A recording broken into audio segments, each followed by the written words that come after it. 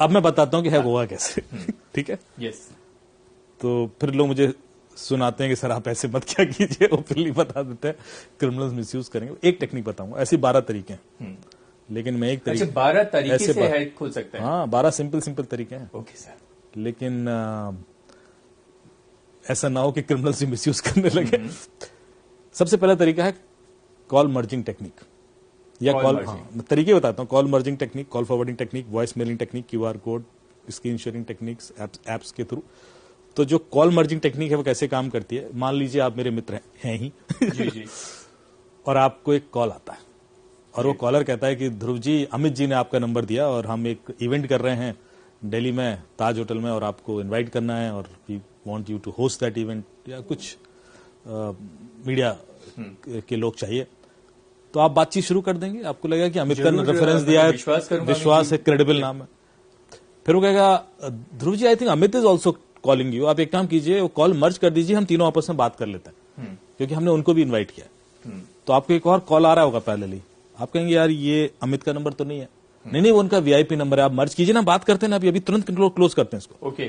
थोड़ा सा अर्जेंसी दिखाया और आपको लगेगा क्या है, मर्ज कर दिया आपने। जैसे ही आप मर्ज करेंगे, आपके अकाउंट से पैसे निकल जाएंगे, या आपका व्हाट्सएप हैक हो जाएगा, या आपका फेसबुक, गूगल कुछ हैक हो जाएगा। क्यों हैक हुआ? आपने कोई ओटीपी दिया? नहीं दिया। आपने कोई लिंक क्लिक किया? नहीं। आपने कोई ऐप इंस्टॉल की? नहीं। फिर आपके पैसे क्यों निकले? फिर आपका व्हाट्सएप क्यों हैक हो सकता है? सोचिए, यही टेक्निक है बस। कैसे? मैंने आपने 2 इनकमिंग कॉल मर्ज की। यस। यही क्या? यस। चैलेंज यह था कि दोनों इनकमिंग कॉल अननोन नंबर से थी, इसमें से एक भी नंबर आपके फोन में सेव नहीं था। बिल्कुल करेक्ट। yes. ये वाला भी अननोन था, वो भी अननोन था। yes. बस ये नहीं करना है। ये जो दूसरा कॉल आपको आया, वो ओटीपी का कॉल था। आजकल सारे ओटीपीज कॉल पे आते हैं। okay. जो पहले एसएमएस पे आते थे, now you have an option to invite them on call. WhatsApp का ओटीपी कॉल पे भी मंगा सकते हो, बैंक का ओटीपी कॉल पे मंगा सकते हो, गूगल का ओटीपी कॉल पे मंगा सकते हो, फेसबुक का ओटीपी कॉल पे मंगा सकते हो। तो जब वो क्रिमिनल आपसे बात कर रहा है, जो पहला कॉल है वो तो क्रिमिनल का है, वेरी क्लियर।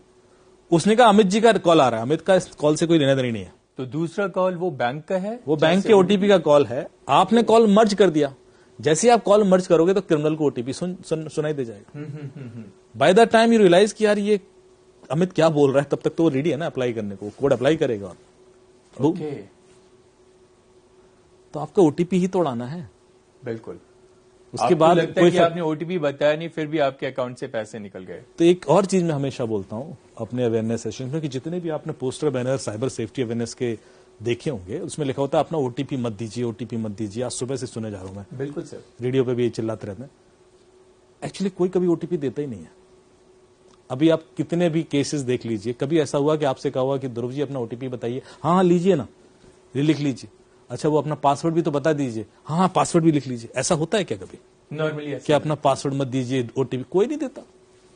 99.99% लोग नहीं देते। बहुत ही रेयर होगा जो शायद दे भी दे।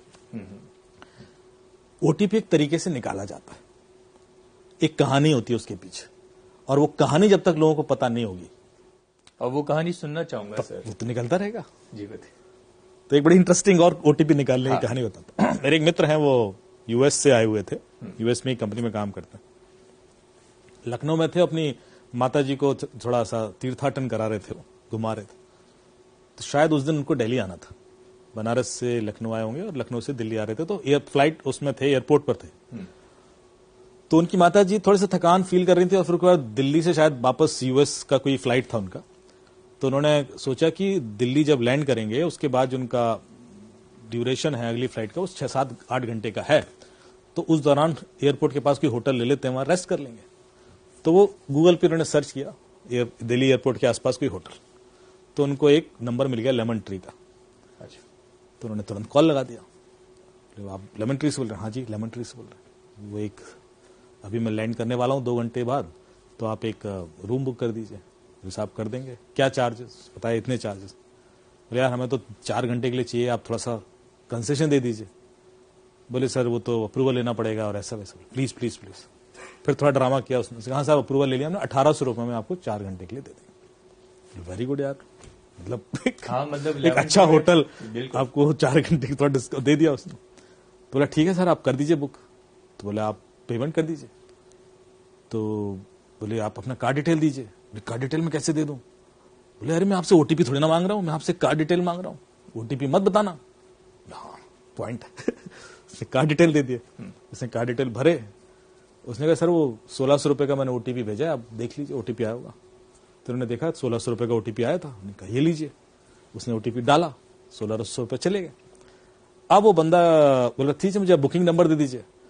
बोले सर वो पेमेंट रिफ्लेक्ट नहीं कर रहा है आप। ओके, कर ऐसे कैसे हो सकता है?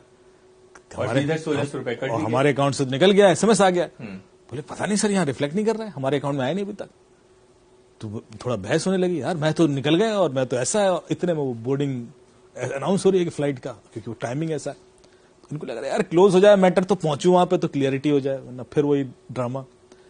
तो बोलते हैं नहीं सर वो आया नहीं है पैसा, और अभी मैं कैसे रेफरेंस नंबर दे दूं, और तो जब तक आएगा नहीं कर सकता। एक काम कीजिए सर, आप ना मुझे अपना जो आपके अकाउंट से पैसे निकले हैं, बोले हाँ, तो उसका स्क्रीनशॉट भेज दीजिए तो मुझे कंफर्मेशन आ जाएगी। बोले हाँ कोई दिक्कत नहीं। उसने स्क्रीनशॉट लिया, भेज दिया। अब ये देखिए साइकोलॉजिकल गेम देखना, जो स्क्रीनशॉट भेजना आपके दिमाग में फीड करना था उसका पर्पज, कि आपको लगे कि स्क्रीनशॉट भेजने से कोई दिक्कत नहीं होती। तो आपने स्क्रीनशॉट लिया, भेज दिया, और वो उसने देखा। अब उसका रिएक्शन था अरे सर यू आर राइट, 1600 रुपए दिए आपने, आपके तो अकाउंट से निकले, अब तो यू एब्सोल्युटली राइट सर। मतलब कितना इमोशनल। अब आप देखिए हाँ पूरा हर चीज नोटिस कीजिएगा। तो फिर मेरे अकाउंट में क्यों नहीं दिख रहा है, मतलब कहीं गड़बड़ है सर। आप एक काम कीजिए, हो जाता है कई बार सर ऐसा, आप 1 रुपए और ट्रांसफर कीजिए, क्योंकि कई बार क्या होता है वो पिछला वाला ना क्यू में अटक जाता है। तो 1 रुपए जब निकलेगा तो ये वाला भी एसएमएस आ जाएगा। अब पढ़ा लिखा आदमी है, सब जानते हैं कि ऐसा नहीं होता, लेकिन कम्युनिकेशन इतना डेंस हो चुका है, इंटेंस। तो उन्होंने कहा ठीक है साहब 1 रुपए और कर लेते हैं, 1 रुपए में क्या नुकसान है। तो उसने बोले 1 रुपए का फिर ट्रांजेक्शन किया। बोले सर वो ओटीपी आया होगा बता देना। तो इन्होंने देखा तो वो ओटीपी 16,000 रुपए का था। बोले यार ये ओटीपी तो 16,000 का है। बोले नहीं सर 1 रुपए ट्रांसफर किया मैंने। क्या बात कर रहे हो आप, मैं 16,000 क्यों ट्रांसफर करूंगा? अरे बोले नहीं ओटीपी 16,000 का। बोले नहीं 1 रुपए का, 16,000 का, 1 रुपए का। अरे आप स्क्रीनशॉट भेजिए सर। स्क्रीनशॉट भेज दिया। फिर दोबारा आप समझे नहीं बात को। पहली बार जब स्क्रीनशॉट भेजा था तो उसमें ओटीपी नहीं था। अब जो स्क्रीनशॉट भेज रहे उसमें तो ओटीपी है। आपसे सीधे सीधे ओटीपी नहीं मांगा, आपसे घुमा से स्क्रीनशॉट निकलवा लिया। बात तो वही है ना। तो पहली वाली एक्सरसाइज में उसने सिर्फ आपके दिमाग में डाला कि स्क्रीनशॉट भेजने से दिक्कत नहीं होती। जैसे ही दूसरी बार में स्क्रीनशॉट भेज जाओ, उसने ओ ये क्या कर दिया मैं तो ओटीपी भेज दिया। तो उसने अप्लाई किया, निकल गए 16,000। ये तो फ्लाइट बोर्ड करने वाले थे। तो आप देख रहे हो टेक्निक्स कितनी सोफिस्टिकेटेड। हर ओटीपी के पीछे कहानी है, और ऐसी 12-13 कहानियां जो ओटीपी चुराने की ही है मेरे पास अलग अलग क्लाइंट से आती।